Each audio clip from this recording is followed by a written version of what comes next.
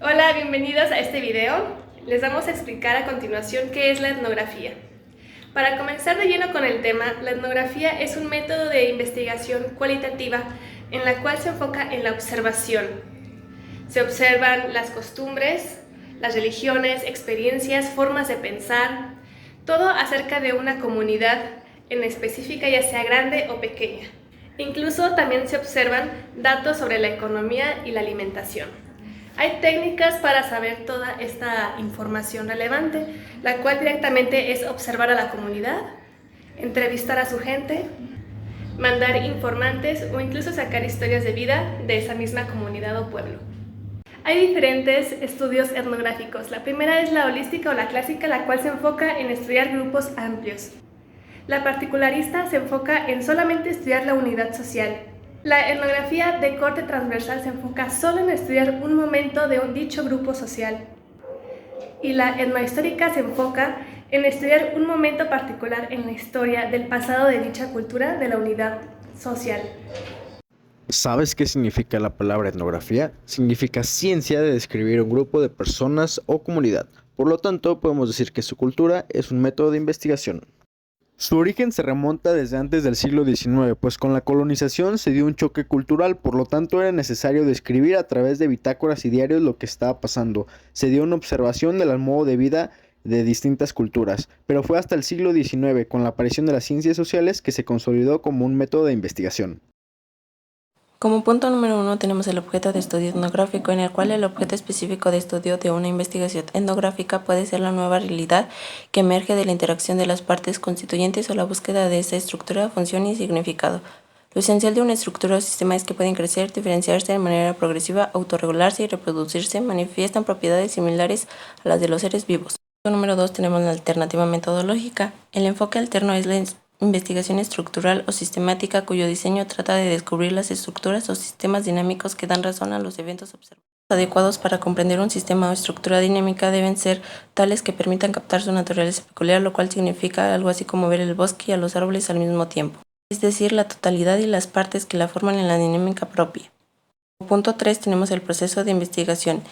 La investigación trata de descubrir en qué consisten esas estructuras, cómo se desarrollan y cómo influyen. En el examen del proceso de la investigación etnográfica, de acuerdo con Wilson, 1977, podríamos distinguir las etapas que mencionaré a continuación. Etapa A. Determinación del nivel de participación. La etnografía parte del siguiente supuesto: lo que la gente dice y hace está moldeado consciente o inconscientemente por la situación social. Etapa B. Recolección de la información en la investigación etnográfica. La información que se busca es aquella que más relación tenga y ayude a descubrir mejor las estructuras significativas que dan razón de la conducta de los sujetos en estudio. Etapa C y última, nivel de objetividad. La investigación etnográfica alcanza un gran nivel de objetividad. Esto se debe a su enfoque fenomenológico, a su cuidadosa selección de las muestras, que estudia la empatía que logra con los sujetos, a su buen nivel de confiabilidad y a su notable validez. Por último, podemos mencionar que la muestra de sujetos que se estudian más a fondo se seleccionan cuidadosamente. Hola, mi nombre es José Luis Vitela y el día de hoy te voy a explicar las etapas o fases de la etnografía, que pues de por sí ya es un proceso bastante extenso que requiere investigación de campo, lo cual quiere decir a su vez que hay que involucrarse con la gente y con el entorno que vayamos a estudiar. Por algo es que su objeto de estudio y la propia metodología cambian constantemente, ¿no? Hay que adaptarse en este ámbito, ¿verdad? De inicio, la primera etapa involucra el tener que demarcar un campo. A través de esto se determina un tema, planteamientos, dudas, objetivos que se busquen responder durante la investigación, ¿no?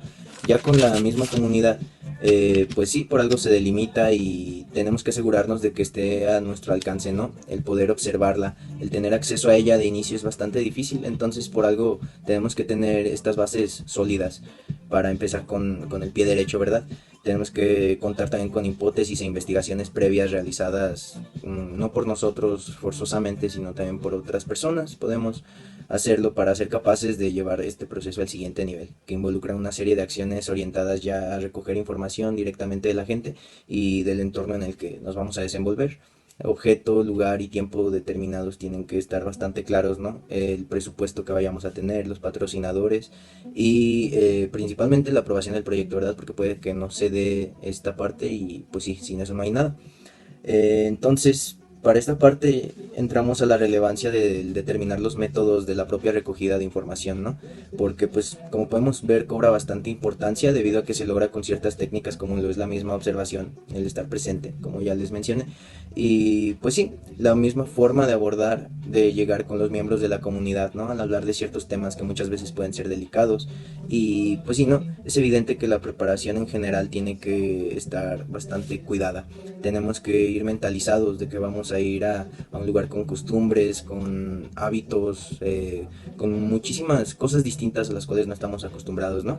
Entonces, pues sí, factores como el ir mentalizados, el estar preparados físicamente, también el tener preparadas las fuentes orales, nuestros recursos, pues sí, lingüísticos tienen que ser bastante claros y concisos, ¿no? Para podernos comunicar. Se requiere de documentación bibliográfica y de archivo en orden, ¿no? Todo esto son factores vitales para que se pueda realizar con éxito el proyecto, ¿verdad? Para esta parte pasamos a la parte de la investigación, que ya es básicamente el clímax, ¿no? Después de la selección y la preparación meticulosa para el estar accediendo a este campo, debemos de seleccionar a los informantes, a las personas que nos van a proveer básicamente de esto que nos vamos a basar, ¿no? De la tradición oral, del estar palpando el contexto que viven diariamente, la cultura en la que nos enredamos. Les digo, no debemos de ser intrusivos ni molestos para las personas de ahí porque son las mismas que nos van a cobijar y nos van a estar, pues sí, soportando, por así decirlo, diariamente en la realización de esta investigación, ¿no? Entonces, por algo también debemos de ser bastante gentiles y tener formas, ¿no? Tener formas con las personas, siempre dirigirnos desde el respeto y registrar los datos que vayamos a necesitar, ¿no? Sin perder en esta parte también el tener que estar observando constantemente, no dejar de observar al participante, ¿no? Ya una vez hecho esto, el análisis de datos lleva a la creación de interpretaciones que a su vez se desprenden en la conclusión. Aquí ya podemos presentar los resultados y aquí pues básicamente tenemos que explicar el porqué de nuestra ruptura, si ya acabamos, si necesitamos resolver más dudas al respecto y abandonamos el campo. A grandes rasgos es eso. Características de etnografía. La etnografía se caracteriza por intentar comprender el punto de vista del individuo en su contexto. Han sido numerosos los autores que han expuesto las principales características del método etnográfico. En este caso, condenso las especificaciones de Michael Ambrosino y del Rincón. El trabajo de campo. El trabajo de campo en la etnografía implica muchas cosas para el investigador y para la investigación que se plantea. Por un lado, el trabajo de campo implica desplazarse a un como emplazamiento donde se lleva a cabo la etnografía. La selección de este emplazamiento no tiene que ver con que el campo sea nuestro objeto de estudio. La selección de un emplazamiento responde a una serie de criterios como los recursos económicos y temporales o la probabilidad de poder observar el problema de investigación de nuestro interés desde dicho lugar, tal como señaló el antropólogo Clifford Hertz, que decía que el lugar de estudio no es el objeto de estudio. El trabajo de campo etnográfico involucra al investigador en la recogida de información durante etapas de tiempo prolongadas, a diferencia del método de encuesta o de técnicas de grupo como el focus group o el grupo de discusión. La etnografía no tiene una limitación temporal per sí. El trabajo de campo se acaba cuando se comprende y se construye el objeto de estudio a través de los datos. Como número 2 está el carácter fenomenológico, que es cuando se dice que la etnografía tiene carácter fenomenológico, pues hace referencia a la búsqueda del significado que dan los nativos a nuestro objeto de estudio. De esto se sacan dos formulaciones básicas de la etnografía, que es el objeto de estudio no es una construcción teórica. Este es construido por el investigador a través de una larga etapa empírica en el campo, que es su laboratorio particular, y el objeto de estudio, que es construido a través de la visión de los nativos del lugar donde se está llevando a cabo el trabajo de campo. 3, pues tenemos lo que es el carácter holístico y naturista. Se intenta recoger una visión global de los hechos sociales objeto de estudio. De la misma forma, el acercamiento naturista se refiere a que la recogida de información suele estar ligada a técnicas con un grado de reactividad menor a otras. Es decir, las técnicas de recogida de información se llevan a cabo con el contexto real, no son técnicas de laboratorio donde se construye un contexto ad hoc para la recogida de información como en las reuniones de grupo. Las técnicas de recogida de información de las que se vale la etnografía también modifican el objeto de estudio, pero esto es en menor medida que en otras técnicas, ya que el etnógrafo lleva un tiempo razonable en el campo y puede controlar el impacto de su presencia. El antropólogo Melvin Malverde dice algo muy explícito acerca de esto, y es que la clave para descubrir lo desconocido es no cambiar la realidad.